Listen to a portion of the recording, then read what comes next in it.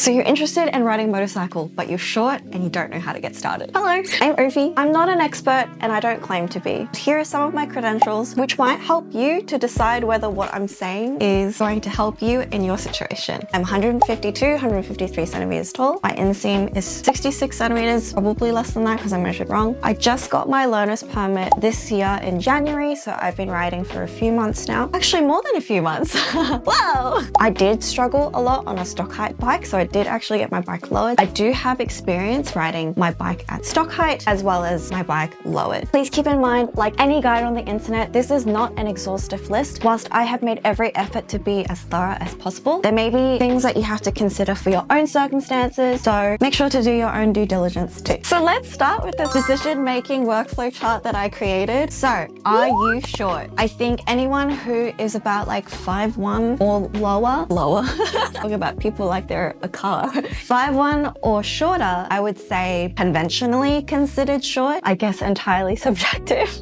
Do you consider yourself short, yes or no? If yes, then go sit on a bunch of motorcycles at dealerships to get a feel for how weight-wise and also whether your feet reach the ground. Are you tippy-toeing? Is it comfortable? Is it scary? Is it something you feel like you'd be able to manage? Something that feels impossible to manage? I don't know, get an idea for that. Sit on a bunch of bikes. It's important to remember that in Australia, learners are only allowed to ride LAMS approved motorcycles. I believe that means that they have to be 650cc or lower. I think it depends on the state. Just double check on your Department of Transport website to check if the bikes that you're looking at are LAMS approved. But more than likely, the bikes that you're looking at going to be LAMS approved, because anything that's like big CC bikes, they're probably going to be too tall for you if you're short. So yeah, even if you're not short, you're more than welcome to go do this because it gives you the feel of what sitting on a bike is like. Okay, so you've gone to dealerships and you've sat on a bunch of motorbikes and they felt good. It felt manageable. So find your local training facility to book in a course, like a pre-learner's course or a class or something. I know it's different in every state, but in Victoria, before you do your learner's permit course, there is an optional pre-learner's course that you can take. It's like 1 day or 2 days, I don't know. One that I took was 1 day and it was like no commitment. You can come, you learn the basics of riding a motorcycle and see if it's for you. So find something like that in your local state and get your feet wet, see how it feels. If you are one of the short people that went to the dealership, sat on bikes and felt, holy crap, this is kind of scary, my feet barely touch the ground, not sure if I'm going to be able to do this, then next thing that you should do is call up a bunch of different motorcycle training facilities and see if they offer lowered bikes, or better yet, smaller bikes that would be more comfortable for you. So the specific place that I went to for my learner's permit was called Stay Upright in Werribee, and I actually didn't know this, but because my husband went and did his course there, he was told that they have a grom, and so I went and sat on it and I was like, well, okay, cool, I could do this. So that's how I ended up booking my learner's course there. If they didn't have a grom, I'm not sure I would have been able to do the course as well as I did. Also, disclaimer, don't let anyone make you feel bad because you only feel comfortable starting out on a grom. A bike is a bike. This community has room for everyone, no matter what bike you start out on. Okay, so just remember that. So you did your pre-learner's course, you got your feet wet and you really enjoyed it and you could see yourself riding. Now what? Next thing you want to do is check with your local Department of Transport to see if you're eligible to take the learner's permit. That could be different from state to state, but here are the requirements. Just a rough comparison chart. There are different age requirements, license requirements, residency requirements, etc., for each state. All of the states though require that you're medically fit to ride and that you don't have any outstanding fines or disqualifications on your license and that you can pass an eyesight test. If you're eligible, then go apply for that learner's permit course and go get your learners. But let's just say maybe you don't meet the age requirement yet, or maybe you don't meet the license requirement, whatever that may be, and you really, really want to ride a motorcycle. When the timing is right, you'll make it work out in the end. So be patient, don't go breaking any laws, continue to do your research, maybe go and look at some gear. If it's too expensive right now, maybe save up for it. That sort of leads me on to my next point. This is a very expensive hobby. It might even be a good thing if you're not eligible to get your learner's permit yet to actually go and look at gear first, because if you're able to space out as much of these investments as you can, probably less pressure on your wallet. A lot of the time when people get into motorcycles for the first time, they don't realize, me included, concluded that there is more to the investment than just buying the bike. There are lots of fees associated with registering the bike, stamp duty, transfer fees if you're buying it used, but also when you're buying from a dealership, there are dealership fees too if they're brand new. Maintenance costs as well, especially if you're buying a used bike, like the condition of the bike that you buy it in will also affect how much money you end up spending on maintenance to try and get it to a standard that is safe for you to ride. Other than that, you need to consider insurance cost, gear. It's a legal requirement to wear a helmet, and that's the one thing protecting your head. So you don't want to cheap out on a helmet. And good helmets are like expensive. Regular price, my Ori Profile V is like 800 something. I did get it on sale though. So keep an eye out for sales at motorcycle shops. Some of the shops that I shopped at were AMX, MCAS, Peak Moto, Riders Line, Saint. There are some great shops out there. If you're tight on money, then keep an eye out for sales and go try some things on, see what fits you, etc. These costs are not compulsory, but they're quality of life enhancements. So things like mods, lock for your bike, or a GPS tracker in case it gets stolen, a Bluetooth headset. All of these things can add up, but that's just something you have to consider. If you're thinking about financing the bike, so paying in installments, it might mean that you're not ready to afford it yet. It's good to make sure that you're financially ready to cover the cost of the bike, the insurance, maintenance, gear, all of the bike associated costs, as well as being able to cover your everyday expenses and emergencies comfortably. The exact amount that you need will depend on the type of bike that you're looking at and also where you're located. So really take the time to think it over carefully because you don't want to rush into it and regret any of your decisions. The next point that I've talked about a little bit in the previous section is safety gear. Whilst not a legal requirement to wear, so like you have to wear a helmet, but you're not legally required to wear jacket, pants, armor, riding boots, etc. It is highly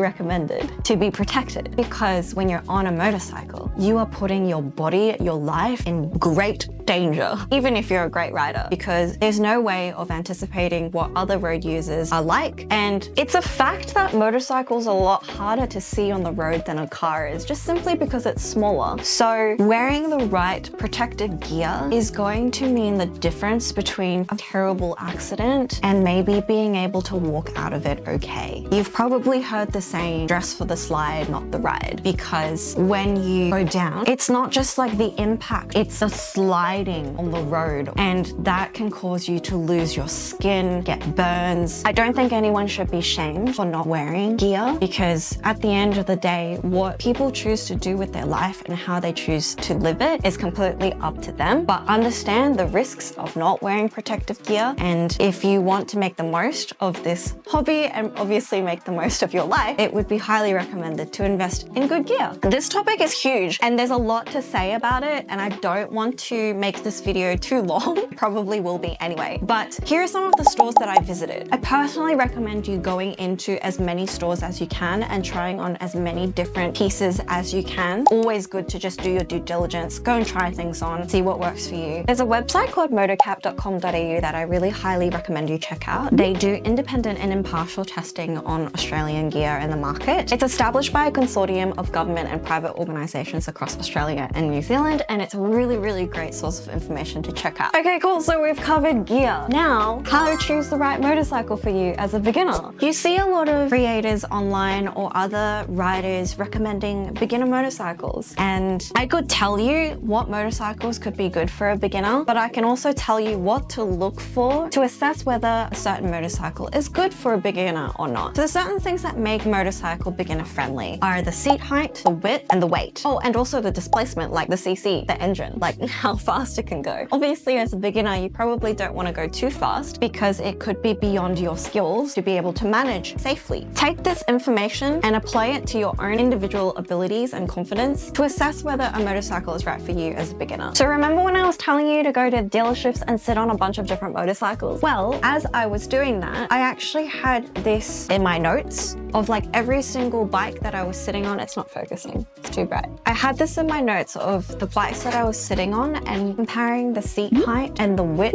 I didn't have the weight, but the weight would have been interesting to see as well. And then I was ordering them by lowest to highest. So it helped me to remember how a bike felt and also understand and justify why something felt taller than the other. So for example, the R3, even though the seat height is 780 millimeters versus let's say CF Moto 300 SR. Both have the exact same seat height of 780 millimeters, but they felt different. Why did they feel different? Well, obviously because they're two different makes, so they're designed differently. But another factor to consider is the width, how wide the seat is, because the narrower the seat, the easier your legs are going to reach the ground. But the wider the seat, the harder it will be. It's sort of like obstructing your legs' reach. So the CF Moto 300 SR has a width of 750 millimeters. The Yamaha R3 has a width of 730 millimeters. It may only be a 20 millimeter difference, but every bit counts for a short person. So these were metrics that were really useful for me to keep in mind when looking for a bike. Like I've mentioned so many times already in this video, a bike that works for someone else may not work for you, simply because we are all so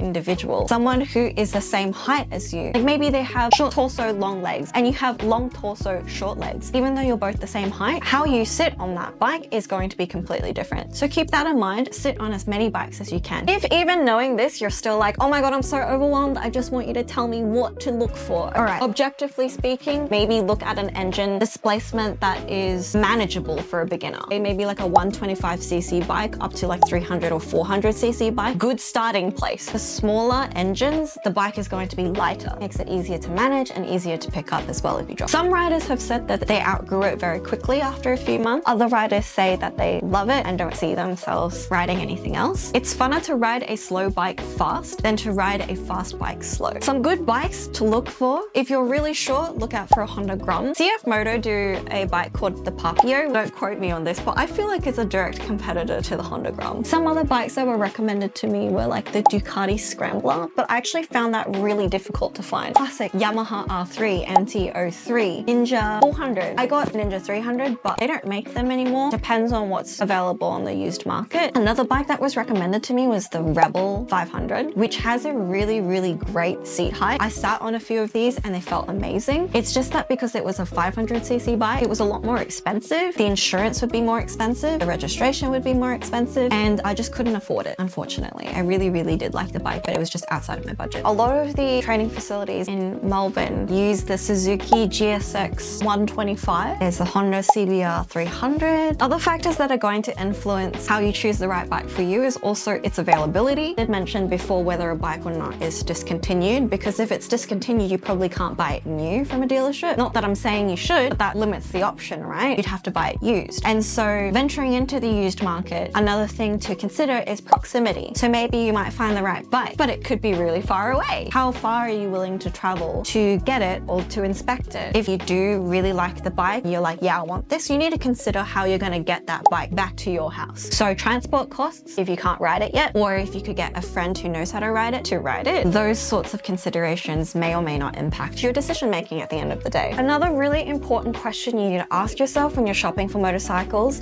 is, would I feel bad if I dropped it? And especially because you are learning, don't feel too bad about damaging it, because it would be really heartbreaking to buy a brand new bike, to let the condition of the bike affect the way that you ride. You might be overly cautious, or you might be like in your head overthinking everything because you don't want to damage the bike, you don't want to drop it, you don't want to make a mistake. Sometimes overthinking things is exactly what is going to cause these things to happen anyway. It's a little bit of a stretch, let me cook. For me, it was important to find a bike that I both liked and would be excited to ride, but also not feel too bad about damaging further. So the bike that I ended up buying only had one previous owner, but they had dropped the bike quite a bit. I have dropped the bike before, which is why I put frame sliders on. But even before I dropped the bike, it had been dropped and scratched multiple times. So I felt a little bit less bad about damaging or adding damage to it because it was already kind of scuffed. The next section is, you've got your learner's permit, you've got your gear, you've got your bike. Now what? Practice, practice, practice. I know that it's common for some riders who just started out to go straight onto the road, and your prerogative, you do you boo. But for me, I was not confident confident enough to do that? Absolutely not. So when I first started, I basically exclusively rode in a car park for like 2-3 months, practicing slow speed maneuvers like U-turns, tight turns, starting and stopping, emergency braking, things like that. I spent a lot of time doing that because that's the groundwork that's going to really lay the foundation of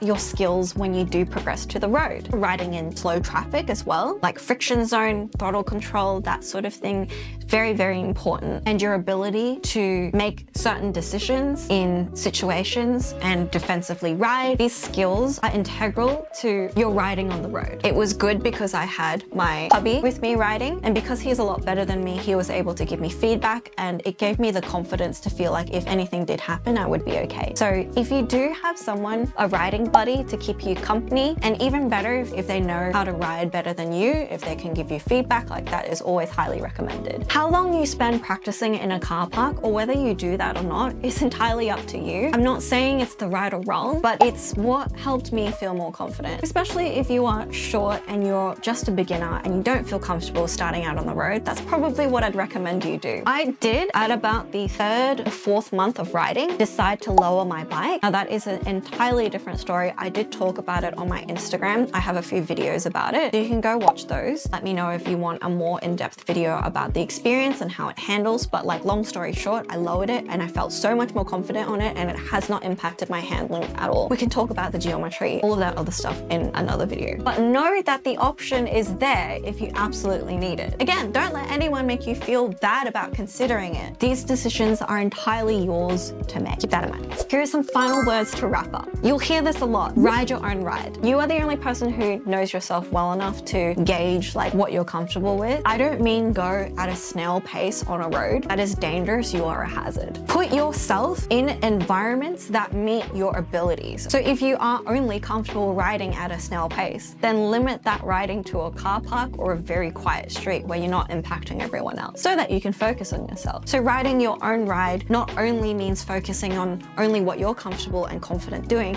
but also only placing yourself in situations and environments that support that riding. Where you see is where you'll be. So especially when doing tight turns, look through to where you're going. The biggest contributing factor to me progressing and actually comfortably being able to do U-turns is following like my line of sight and actually looking where I need to go. I don't know why. It's so easy to just look down or look straight, but you gotta look. Where you see is where you'll be. This also contributes to target fixation, so don't look at a tree because you're probably gonna ride into it. In the application of turns and riding in general is look where you want to go. If you don't know, don't go. If at any point you don't know if you'll make a light, or you don't know if you'll make a turn at a roundabout in time, or whether or not you'll fit on this curb, if you're just not sure, then don't do it. It's really important to be in tune and pick up with these glimpses of hesitation that you feel, because hesitation can really impact your judgment and impact your confidence. For example, I might go around a roundabout even though another car is entering already, because I'm like, oh, I want to go, I want to keep up. But like, because of this hesitation, it's impacting my ability to safely assess whether this is the right thing to do for me. Because at the end of the day, if an accident occurs between a bike and a car, who do you think is more likely to walk out of it alive? So we need to not get greedy. And so if there's hesitation, then that's not to follow through. You'll thank yourself when you gave yourself the opportunity to slow down and think about it, rather than impulse making a decision that would put you and other people in danger. You've made it this far, so you probably already understand the risks of riding a motorcycle. Motorcycles are very, very dangerous. Even the most confident riders in the world will say the same thing. Every time you put your leg over your bike, you're taking a risk. At the end of the day, whilst it is an incredibly fulfilling and exhilarating feeling riding a motorcycle, and I absolutely love it, it's really important to acknowledge that there are a lot of risks that come with riding a motorcycle, and that you are doing as much as you can to mitigate those risks. Here are some pros and cons of riding a motorcycle that I feel are important for everyone to know. At the end of the day, it's up to you to assess whether these weigh out for you, and if they don't, then maybe it would be good to reconsider. Let me know which section of this video was most helpful for you. I might have missed some things, so please let me know what you think in the comments. But thank you again so much for watching, and if you have any questions, let me know. Maybe see you in the next one. Bye. I'm so awkward.